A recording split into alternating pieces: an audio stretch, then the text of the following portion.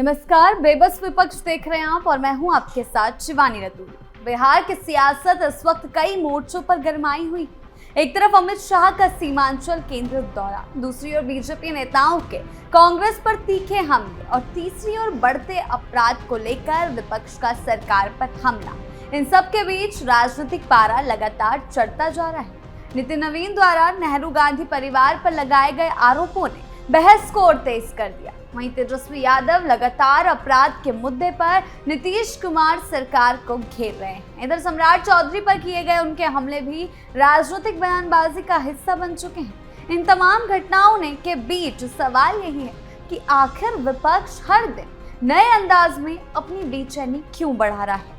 कभी सीमांचल की सियासत पर सवाल, कभी राज्यसभा चुनाव को लेकर असहजता, तो कभी केंद्र सरकार पर समझौते के आरोप। लगता है विपक्ष रणनीति तय करने से ज्यादा सिर्फ प्रतिक्रिया राजनीति में उलझा हुआ है। क्या कुछ चल रहा है उस पर बात करेंगे, लेकिन उससे पहले एक नजर डालते हैं बिहार के टॉप हेडलाइंस पर। अमित शाह के 3 दिवसीय बिहार दौरे से गरमाई सियासत, सीमांचल में सुरक्षा समीक्षा, घुसपैठ पर सख्ती और राज्यसभा चुनाव से पहले एनडीए की बड़ी रणनीतिक चाल।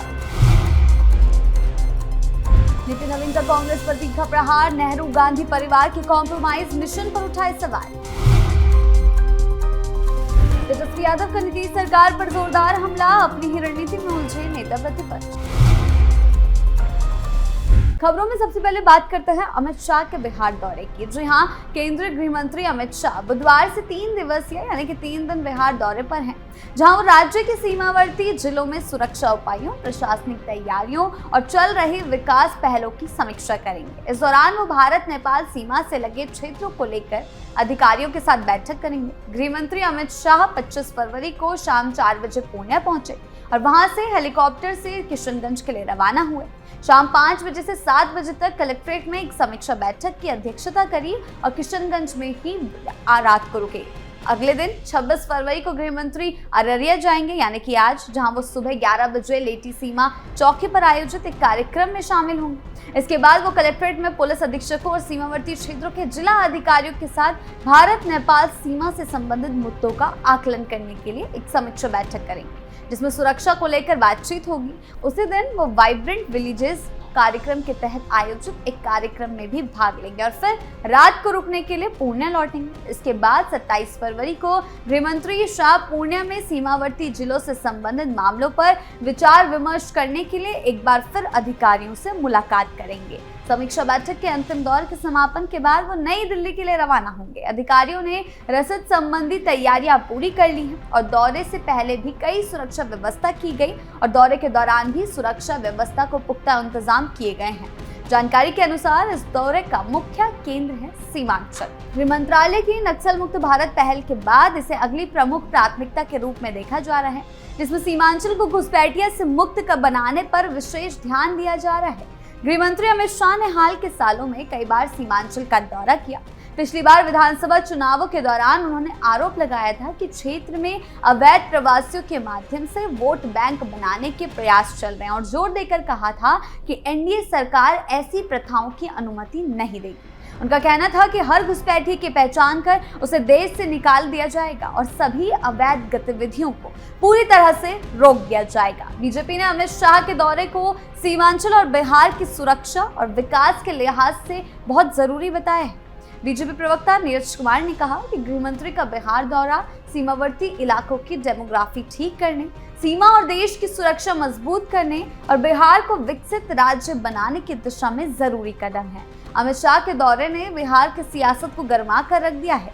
इस बीच उनके दौरे को लेकर बयानबाजी भी तेज हो चुकी है। विपक्षी खेमे में हड़कंप मचा हुआ है, क्योंकि इस दौरे से एनडीए काफी मजबूत दिखाई दे रहा है। थोड़ा बहुत खींचतान जो अभी राज्यसभा चुनाव को लेकर है, उसे सही करने की पूरी कोशिश की जाएगी इस दौरे के बीच, और इसी कारण से विपक्ष की बेचैनी बढ़ रही है, क्योंकि अभी वो कहीं ना कहीं खुद को कमजोर महसूस कर रहा है। राज्यसभा चुनाव में भी एक सीट पर जीत हासिल करना विपक्ष के लिए मुश्किल हो रखा है। इसी को लेकर शाह के दौरे से विपक्षी खेमे की नींद उड़ी हुई है, क्योंकि जब जब वो बिहार आते हैं तो सियासी समीकरण कुछ और ही मोड़ लेते हुए दिखाई देते हैं। बात करते हैं अगली खबर की। बीजेपी के राष्ट्रीय अध्यक्ष नितिन नवीन ने कांग्रेस पर जमकर हमला किया है। बुधवार को पटना में एक कार्यक्रम को संबोधित कर रहे थे। उन्होंने नेहरू और गांधी परिवार की कॉम्प्रोमाइज वाली कहानी सुनाई। कहा, एक समय था जब नेहरू जी ने खुद कहा था कि ये 45 करोड़ जनता देता है। इतिहास गवाह है कि नेहरू जी का कार्यकाल कैसे CIA और अन्य विदेशी एजेंसियों के लिए खुली किताब की तरह था। नितिन नवीन ने कहा कि 1994 में नेहरू ने किस प्रकार से बिना किसी रिवॉर्ड के तिब्बत में भारत के अधिकार को चीन को सौंप दिया, ये हम जानते हैं। पंचशील की आड़ में किस प्रकार से अक्साई चीन का कब्जा मान लिया गया।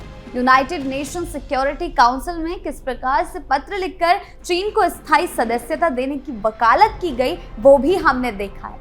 आगे उन्होंने कहा, इंदिरा गांधी जिन्होंने बड़ी छवि बनाई थी, लेकिन हमें ध्यान है कि अमेरिकी राजदूत ने माना था कि CIA ने कांग्रेस को चुनाव में प्रचार करने के लिए पैसा दिया। शिमला समझौता के तहत 93,000 पाकिस्तानी सैनिकों को बिना कब्जे लिए हुए छोड़ देना आखिर किस कॉम्प्रोमाइज मिशन के तहत ये किया गया। राजनीतिक रूप से कचातुर जो श्रीलंका से है, उसे किस प्रकार से श्रीलंका को दे देना इंदिरा गांधी के समझौता मिशन को दिखाता है। बीजेपी अध्यक्ष ने कहा, हम लोगों ने देखा है कि कैसे भोपाल गैस कांड में हजारों भारतीयों के हत्यारे वारेन एंडरसन राजकीय विमान से सुरक्षित देश से बाहर किया गया। सोनिया गांधी ने अपने पूरे राजनीतिक कार्यकाल में यानी 2004 से 2014 के बीच नेशनल एडवाइजरी काउंसिल के माध्यम से सुपर प्रधानमंत्री बनकर समांतर सरकार और कैबिनेट का संचालन किया गया। राजीव गांधी फाउंडेशन को चीन की सरकार और जॉर्ज सोरस से फंडिंग करवाना निश्चित रूप से ये उनके कॉम्प्रोमाइज मिशन की झलक को दिखाता है, यानी कि एक एक परतें नितिन नवीन ने खोली है। राहुल गांधी ने 247 से अधिक विदेशी यात्राएं की हैं, लेकिन उससे आधे से अधिक यात्राओं की सुरक्षा एजेंसियों को जानकारी नहीं देना आखिर किस कॉम्प्रोमाइज मिशन के तहत हो रहा था। वहीं इस बीच केंद्रीय मंत्री राजीव रंजन सिंह उर्फ लल्लन सिंह ने लोकसभा में नेता प्रतिपक्ष राहुल गांधी पर जमकर निशाना साधा। उनका कहना है कि उनके कार्यकर्ताओं ने AI समिट के दौरान भारत को बदनाम करने की साजिश रची और राहुल गांधी उनका समर्थन कर रहे हैं। उन्हें शर्म आनी चाहिए और माफी मांगनी चाहिए, लेकिन राहुल गांधी कभी सुधरने वाले नहीं हैं।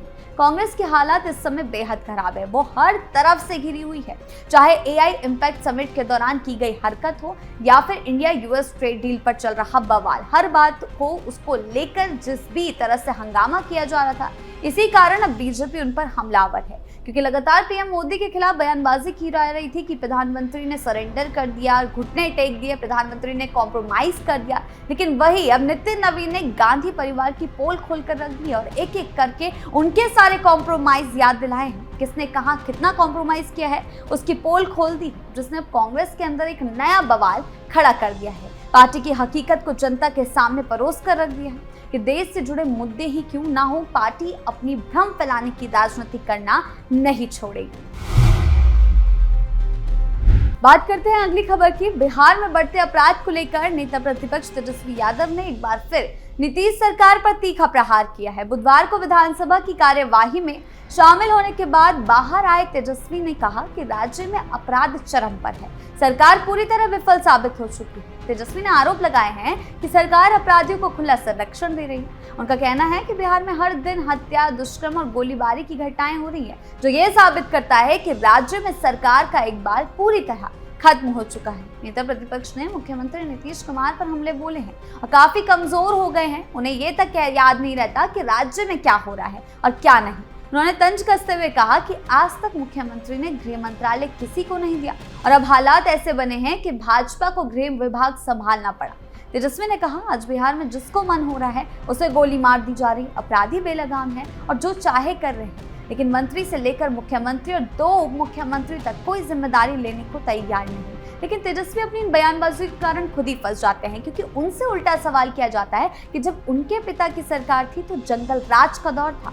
इस समय तेजस्वी यादव अपनी रणनीति में उलझे हुए हैं, आरोपों की राजनीति ज्यादा कर रहे हैं। सम्राट को लेकर उन्होंने ट्वीट किया है, सम्राट मैं हूँ अपराधी गृह मंत्री, मुझे जितनी मन चाहे बकवास करवा लो, फिल्मी डायलॉग बुलवा लो, राजनेताओं की धमकी दिलवा लो, मुरेठा बनवा कर खुलवा लो, हाँ, पर अपराध नियंत्रण की बात मुझसे ना करो, अपराधियों पर कार्रवाई की बात मुझसे मत बोलो, वो सब मुझे समझ नहीं आता। डिग्री भी तो नकली है मेरी, 10,000 रुपए बंटवाए हैं बीच चुनाव, जबरदस्त बढ़ता अपराध तो सहना ही पड़ेगा। इस तरीके का ट्वीट जो है आरजेडी द्वारा किया गया है। लेकिन तेजस्वी अपने इन आरोपों की राजनीति से बाहर आने का काम नहीं करते, सिर्फ आरोप प्रत्यारोप के दौर में उलझकर वो एक बार फिर अपना जनाधार खोते हुए दिखाई दे रहे हैं। उन्हें अपनी आरोपों की राजनीति से बाहर आना होगा, वरना उनकी मुश्किलें और भी ज्यादा बढ़ती जाएगी। जिस तरह से इस समय भी वो जब अपराध पर उंगली उठाते हैं, अपराध पर सवाल करते हैं, तो उनके पिता के जंगल राज को याद किया जाता है। हर मोर्चे पर विपक्ष की रणनीति उलझी हुई है, आरोप प्रत्यारोप के दौर में इसी तरह फंस कर रह गई है, जिससे हर समय